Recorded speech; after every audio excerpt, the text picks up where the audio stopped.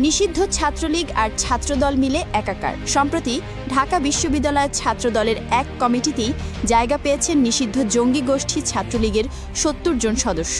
ছাত্রলীগের জন্য কমিটিতে জায়গা ছেড়ে দিয়ে ছাত্রদল ত্যাগের যে উদাহরণ সৃষ্টি করেছে তা ৫ আগস্ট পরবর্তী সময়ে বাংলাদেশের ইতিহাস হয়ে থাকবে।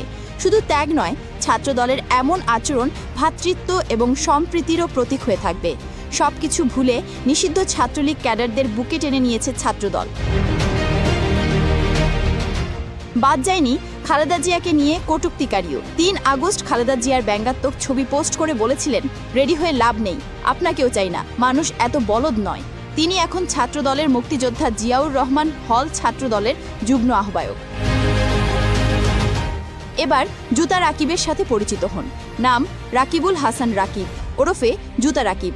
জানা যায়, ছাত্রলীগের দখলদারিত্বের সময় গেস্টরুমে টর্চার সেশন চলাকালে সে বারবার জুতা নিয়ে তেড়ে দিত।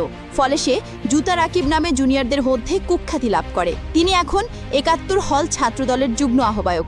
অন্যদিকে মাথায় ছাত্রলীগের ব্যান্ডানা পরা চিহ্নিত ছাত্রলীগ নেতাও বনে গেছেন মহসিন হল ছাত্রদলের যুগ্ম আহ্বায়ক।